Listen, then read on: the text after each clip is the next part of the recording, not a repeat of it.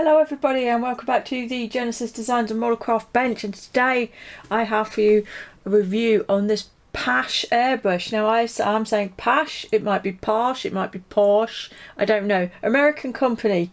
Airbrushes made in the USA since 1904, it says on the box. Now modelers of my vintage are probably quite familiar with the name of the brand. I certainly, as a younger modeler, saw a lot of the Paasche name being mentioned in conjunction with airbrushes back in the day, but it's not something I've ever owned. Without trying to sound elitist or snobby, I've only ever owned Iwata airbrushes. I did have a Harder and Steenbeck for a short time, but I didn't keep it for long because I didn't like it. But just recently I decided to look for a slightly heavier duty airbrush, if you like, for spraying the VMS varnishes, because my Iwata Revolution, with its 0.5 needle setup, it will spray it quite happily, don't misunderstand me, it will do it, but it tends to clog up and it's not a very satisfying experience. So I decided that maybe a slightly larger aperture airbrush might be nice. I was particularly keen on the idea of getting the Iwata airbrush which has the fan caps for greater coverage, but those are very expensive, the cheapest I could find being £250. So cut to last weekend and I'm watching the Interesting Modelling Company show, and I put the question to Drew Manton about a larger aperture airbrush, which he expertly avoided by saying, well, I think you would know more about that than me. And Anthony Bird from chat said, what about this Paasche TG 1, 3 or 4? So I looked it up and I found this one on Amazon, and this is the 3AS, which comes with 3 setups in it. The same basic brush covers all these different models, and I will put some links in the description below. This one, as I say, was just a shade over £140 from Amazon, and it's that much because it comes with various different setups with it and includes the fan cap. So let's have a look what you get in the box anyway. Enough waffle, woman. Here, you get a 1-year warranty, but the slip invites you to contact them direct if you do have any problems. They're confident in their product. You also get a little instruction leaflet, and from that diagram there you can see that the parts breakdown of this brush is entirely conventional, like any other. Also gives you a few instructions on how to replace parts, how to strip and clean it, and a little bit of troubleshooting down the bottom there, which is nice. So this is what you get in the pack, and this is how it comes. I have taken things out of the bags, but this is what you get. So you get a braided airline, which is really nice. I like it when airbrush companies include this, and in this case it's particularly useful because the connection is a different size to most. I don't need that right now. So there's a little tool packet. There's a desk mounted hanger that you can use if you need to, an Allen key, and you also get an air cap spanner. That's it there. Put that to the side, I'll need that in a minute. Fan cap, and then the different setups. Got the O-rings, I need to mention that in a second. Here's the brush itself, and then 2 spare needles. So we'll get the box out of the way. So here it is then, this is what you get, and as you can see, it's quite chunky, it's quite big. Comes with the cut out rear handle with the aperture in it, and they always come mounted like this with the aperture vertical, if you like. And the first thing I always do is turn it to the horizontal, and the reason I do that is because then when you're using the airbrush for any length of time, you're holding it in your hand thus, instead of your side of your finger resting against all this mechanical stuff and the sharp edges of this aperture, it's resting against the side, which is relatively smooth, and that does improve hand comfort considerably. Just a little Genesis top tip there. So it's quite attractively presented, it's very engraved. You've got Paasche Talon USA on the side, and this rather fetching eagle on the colour cup. Very nice, and it is a very large colour cup. use the Revolution. It's considerably, there's a lot more capacity, and there needs to be. Nice chrome finish. It's nicely put together. There's no sharp edges or anything like that. The chrome finish is good. It's unmarked. It's an aluminium cap. It's not chromed metal. It's aluminium. I know aluminium is metal, but it's anodised aluminium, the same as this handle is. And the chrome finish continues into the colour cup, as you would expect. Now, there is an anomaly here, for whatever reason, probably because it's American and they do like to do things their own way over there. It's got a 1/8 airline connection, where all the airbrushes I own have a 1/8 BSP against a 1/4 BSP, but thankfully, or happily, or conveniently, Paasche do supply an adapter. These adapters of this nature are available separately very easily, and again I'll pop a link up in the description for the quick release with Mac valve, and that does come with a set of adapters as well. So there's your adapter fitted. Now, first impressions when I got it out of the box, yeah, it's nice, but the trigger didn't feel very good. And what was happening was, when I pulled it back, I noticed that the trigger mechanism wasn't pushing it all the way forward. It was tending to get stuck, basically. So the first thing I did was strip the thing down completely, and I lubricated all the internal parts. You could argue that one should not have to do that, and in fairness, when you buy Iwata, you don't have to do that. They are already lubricated and they're smooth as a nut right from the off. But with a bit of lube, this feels just as nice. Same as usual, you've got a preset cap there. You can change that if you insist. It's a little O-ring on the body just to help it to stay tight. The jam nut on the needle is a slightly different design to the ones I'm familiar with, but not to any detriment. And like every other airbrush, you can adjust the tension of the spring, the needle spring, with this here, go in or out. Adjust that to suit your preference. So the 3 setup thing, then you get 3 with this kit. You get a 0.22mm setup, a 0.38mm setup, and a 0.66mm setup. It's fitted as it comes with the 0.38, and the other 2 are in the box. As you see, loose needles with little foam rubber caps on the end. I'm going to say I'm not impressed with this as a method of packing and carriaging for needles. My 0.66 needle was bent on the end. I have straightened it and it works fine, but these really should have been transported in a little tube to avoid that. The 0.22mm setup is still in the bag because I don't need it. There you see the air cap and the nozzle there in the bag. And it's listed as the TA1 and TT1. So Paasche list these as a setup by number, so there's 1, 2 and 3.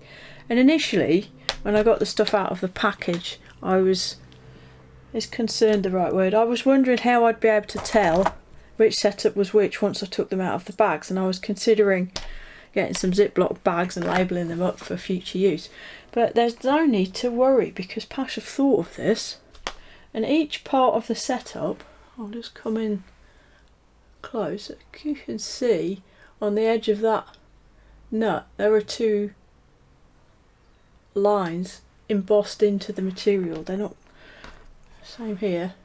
Around this air cap you've got 2 lines, and then on the needle at the back end of the needle, the butt end if you like, you see this one has got 2 and the other has 1 little notches which go all the way around. So you can see at a glance instantly which needle, nozzle and air cap is for which setup, which is brilliant. You see here I've got the 0.66 fitted, and you can see that there are 3 rings around this air cap. Now, if 0.66 isn't floating your boat enough and you want to have a real wide coverage, you can fit the fan cap. Now the difference with this is like a full-size spray gun. Can you see in here there's a hole? These 2 little horns have got holes in, and the air travels through from the back down the outside and then comes out here, and what that does is the air streams cross in the middle and create a fan pattern for the air, and the paint goes with it. This is a very tight fit.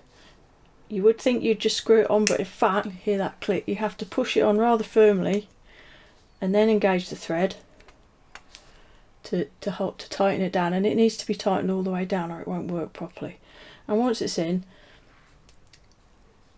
set this where you want it, and normally you would have it oriented this way so that the fan is vertical, but of course there's always the option to have it vertical for a horizontal spray pattern. It may be required or necessary for some tasks, although I find it unlikely.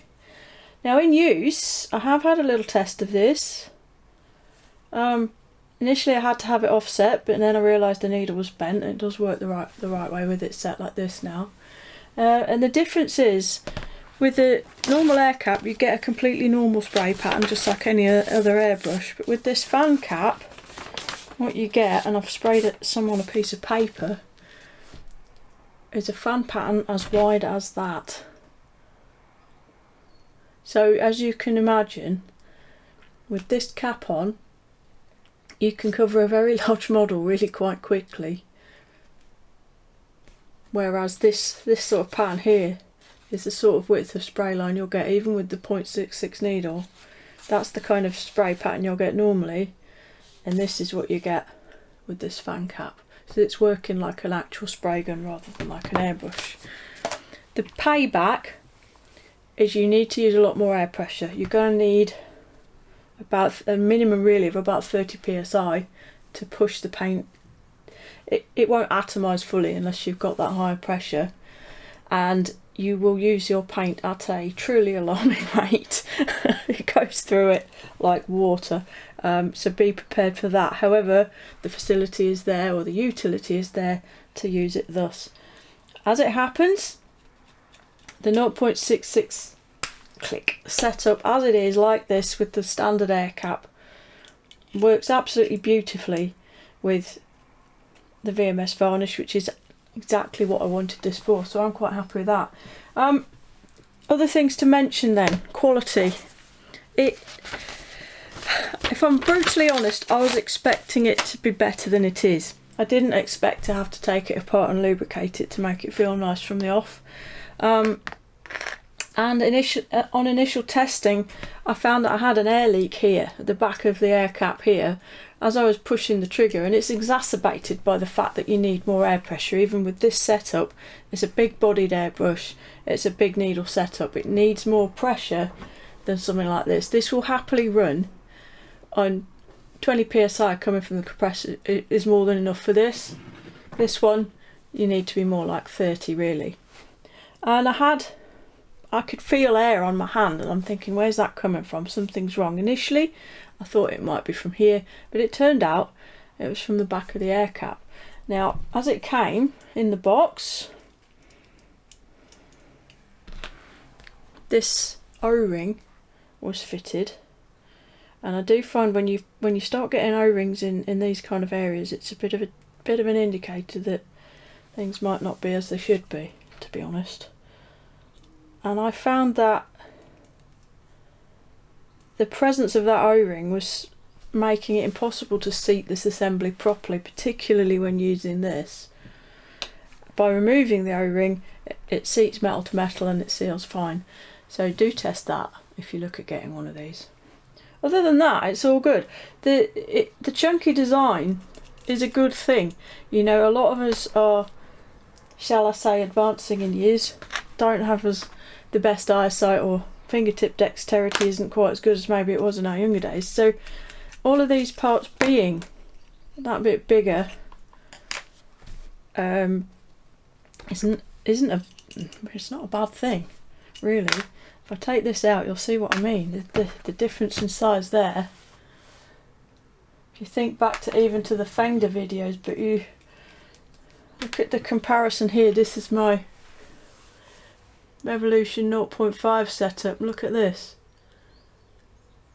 Much easier to deal with, to handle, and much less likely to get lost. as well. If you drop it on the floor, there's a fairly good chance you're going to be able to see it, I think. Notable also, the threads are a fair bit coarser, so they're going to take a bit more torque when you do things up. You're not going to strip the body of your airbrush out if you sneeze while you're tightening it up. And in fact, I found that a decent nip was necessary to get the thing to work properly. So the 3 needles, it's quite a clever little idea really, but the three needles are exactly the same size until here, and all 3 of them taper down at that same point, so that where they go through the body and the working parts of the brush, they're all the same size. So you haven't got to muck about with the packing to change the setups around. It is literally as simple as taking the front end off, pulling the needle out and putting the other parts on. So I did test the 0.38 setup. Tested the 0.38 and the 0.66, and I found the airbrush very well behaved, very smooth in use, very easy to use as well, which is a consideration, very forgiving. I found that the numbers on the needle sets are maybe a touch misleading, because the 0.38 delivers its paint and sprays in a very similar way to my Revolution, which is a 0.5 setup. So don't be using a 0.38 and expecting to get super fine lines. However, the 0.22 should deliver on that score as long as the paint's mixed right.